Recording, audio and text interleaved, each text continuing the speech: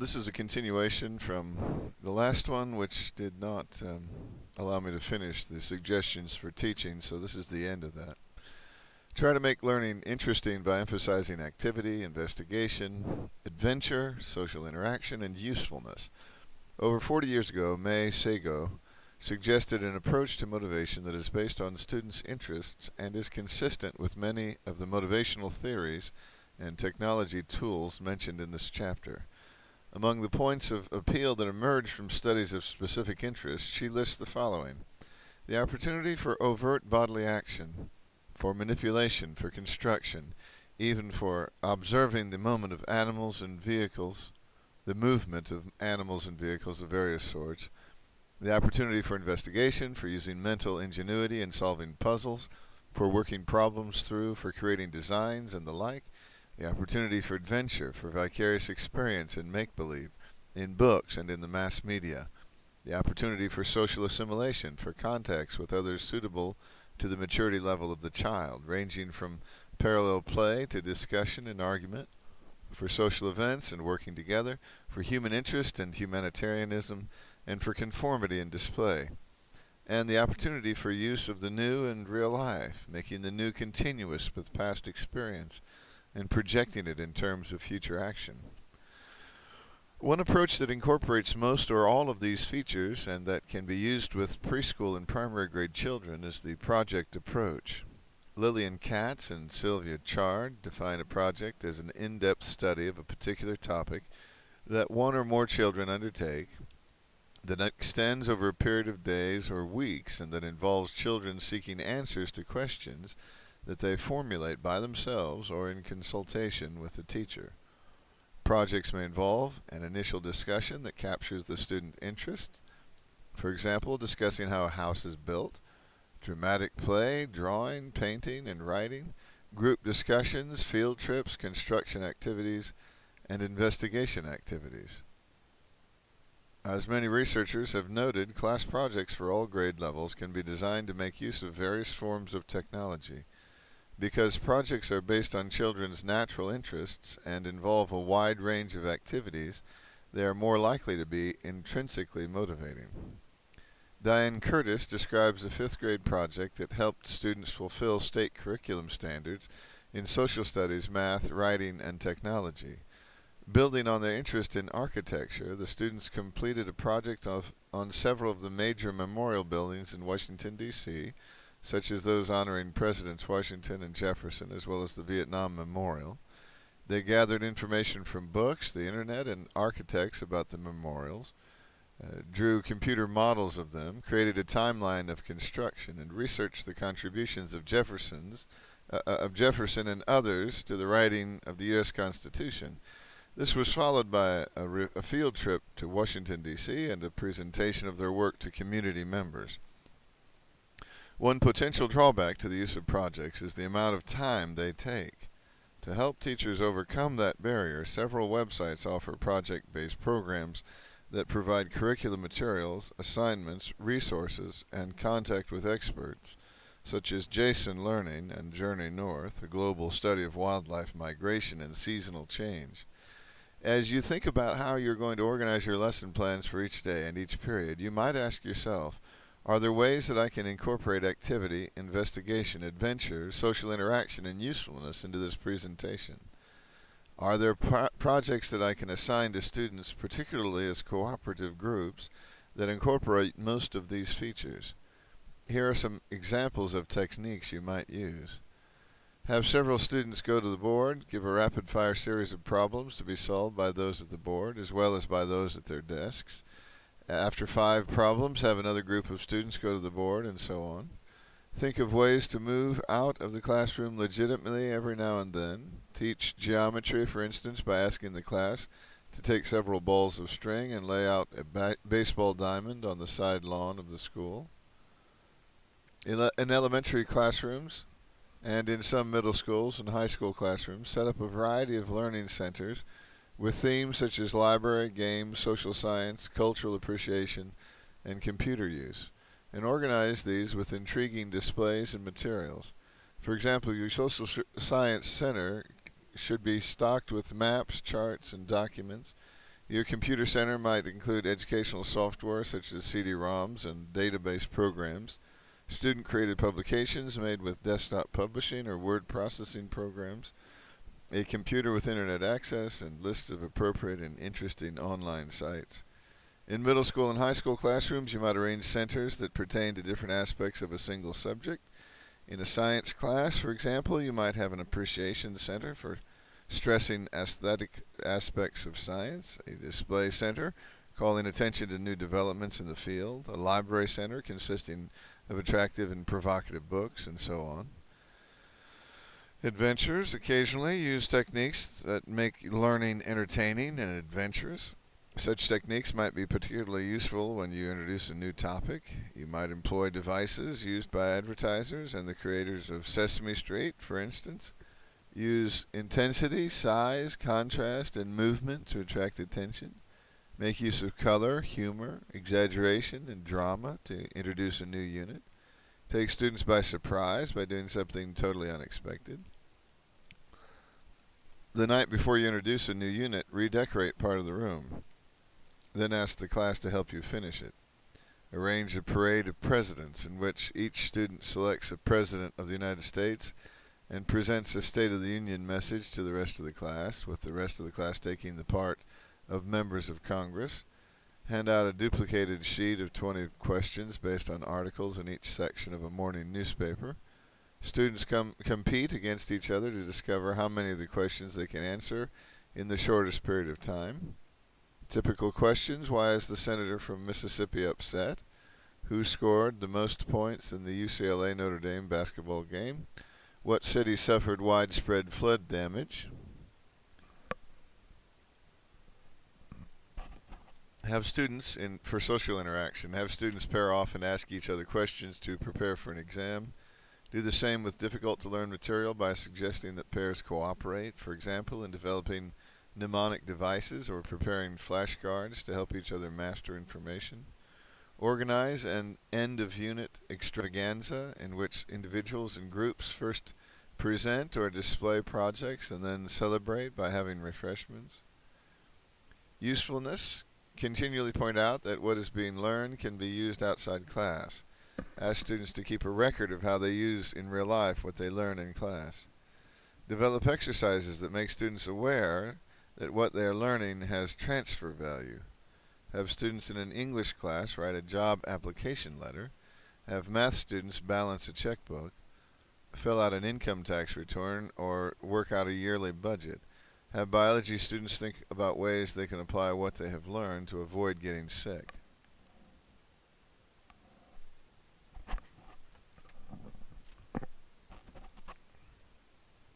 The humanistic view of motivation. Abraham Maslow earned his PhD in a psychology department that supported the behaviorist position. After he graduated, however, he came into contact with Gestalt psychologists, a group of German psychologists whose work during the 20s and 30s laid the foundation for the cognitive theories of the 60s and 70s, prepared for a career as a psychoanalyst, and became interested in anthropology. As a result of these various influences, he came to the conclusion that American psychologists who endorsed the behaviorist position had become so preoccupied with overt behavior and objectivity that they were ignoring other important aspects of human existence, hence the term humanistic to describe his views. When Maslow observed the behavior of especially well-adjusted persons, or self-actualizers, as he called them, he concluded that healthy individuals are motivated to seek fulfilling experiences. Maslow's theory of growth motivation. Maslow describes 17 propositions discussed in Chapter 1 of Motivation and Personality that he believes would have to be incorporated into any sound theory of growth motivation, or need gratification. Referring to need gratification as the most important single principle underlying all development, he adds that the single holistic principle that binds together the multiplicity of human motives is the tendency for a new and higher need to emerge as the lower need fulfills itself by being sufficiently gratified. Maslow elaborates on this basic principle by proposing a 5-level hierarchy of needs. Physiological needs are at the bottom of the hierarchy, followed in ascending order by safety, belonging, or belongingness, and love, esteem, and self-actualization needs. See Figure 11.2. This order reflects differences in the relative strength of each need. The lower a need is in the hierarchy, the greater is its strength, because when a lower level need is activated, as in the case of extreme hunger or fear for one's physical safety, people will stop trying to satisfy a higher level need, such as esteem or self-actualization, and focus on satisfying the currently active lower level need. So here's Maslow's hierarchy of needs. Physiological, food, water, oxygen at the bottom. Then safety, nurturance, money, belongingness and love, acceptance, affection. Then esteem, respect, self-actualization at the top, maximizing one's potential. The first 4 needs, physiological, safety, belongingness, and love, and esteem, are often referred to as deficiency needs because they motivate people to act only when they are unmet to some degree. Self-actualization, by contrast, is often called a growth need because people constantly strive to satisfy it. Because self-actualization refers to the need for self-fulfillment, the need to develop all of one's potential talents and capabilities. For example, an individual who felt she had the capability to write novels, teach, practice medicine, and raise children would not feel self-actualized until she had accomplished all of these goals to some minimal degree. Because it is at the top of the hierarchy and addresses the potential of the whole person, self-actualization is discussed more frequently than the other needs.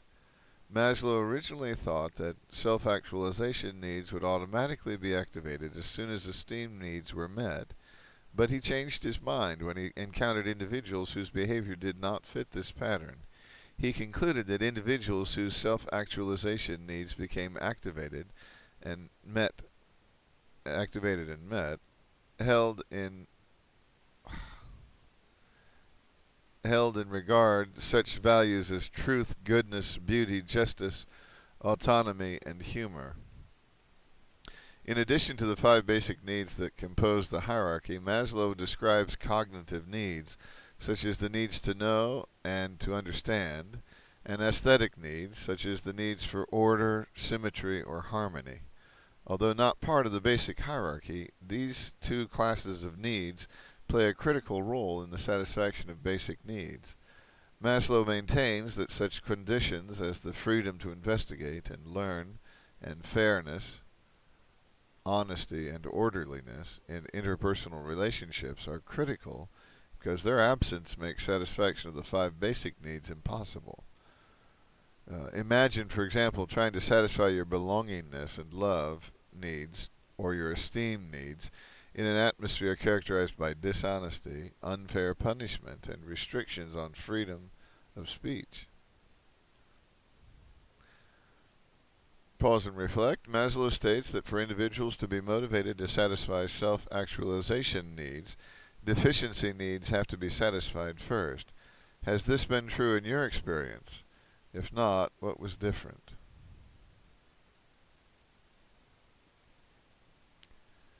Implication of Maslow's theory. The implication of Maslow's theory of motivation for teaching are proactive. They're not proactive, they're provocative. One down-to-earth implication is that a teacher should do everything possible to see that the lower level needs of students are satisfied so that the students are more likely to function at the higher levels. Students are more likely to be primed to seek satisfaction of the esteem and self-actualization needs. For example, if they are physically comfortable, feel safe and relaxed, have a sense of belonging, and experience self-esteem. William Glasser, whose ideas we mentioned earlier in this chapter, states that low-achieving students have told him they would like to get better grades but don't make more of an effort because in their eyes, teachers don't care about them or what they do. Only when the need for self-actualization is activated in a person is a person likely to choose wisely when given the opportunity. Maslow emphasizes this point by making a distinction between bad choosers and good choosers. When some people are allowed freedom to choose, they seem to make wise choices consistently. Most people, however, frequently make self-destructive choices. An insecure student, for example, may choose to attend a particular college more on the basis of how close it is to home than on the quality of its academic programs. Growth, as Maslow sees it, is the result of a never-ending series of situations offering a free choice between the attractions and dangers of safety and those of growth. If a person is functioning at the level of growth needs, the choice will ordinarily be a progressive one. Maslow adds, however, that the environment, parents, therapists, teachers, can help by making the growth choice positively attractive and less dangerous, and by making the regressive choice less attractive and more costly. This point can be clarified by a simple diagram Maslow uses to illustrate a situation involving choice. You have a person who's between safety and growth. Enhance the dangers, minimize the attractions, enhance the attraction and minimize the dangers to go in the right direction. This diagram emphasizes that if you set up learning situations that impress students as dangerous, threatening, or of little value, they are likely to play it safe, make little effort to respond, or even try avoiding learning. However, if you make learning appear appealing, minimize pressure, and reduce possibilities for failure or embarrassment, your students are likely to be willing, if not eager, to do an assigned task. Limitations of Maslow's theory. Although Maslow's speculations are thought-provoking, they are sometimes frustrating. Quite often you may not be able to determine precisely which of a student's needs are unsatisfied. Consider a student who is gifted and talented in the 8th grade. Because she is a high achiever, she may be excluded from certain peer groups or cliques to which she may wish to belong. She may feel forced to choose either achievement or affiliation. If she achieves at a high level, she may be excluded from a group that is socially very important to her. If she decides to belong to the group, she will have to sacrifice achievement. This is sometimes referred to as Maslow's paradox. Choosing an achievement makes such students vulnerable to exclusion, even to the point of bullying. Whether she chooses achievement or affiliation, she may also choose to keep you, as the teacher, unaware of the dilemma she is facing. Although there will be uncertainty, there will also be times when you can be quite instrumental in helping to satisfy certain deficiency needs. The development of self-esteem, for example, is closely tied to school success for almost all students. Although you may not be able to feed students when they are hungry or protect them from physical danger, you can always take steps to help them learn more effectively.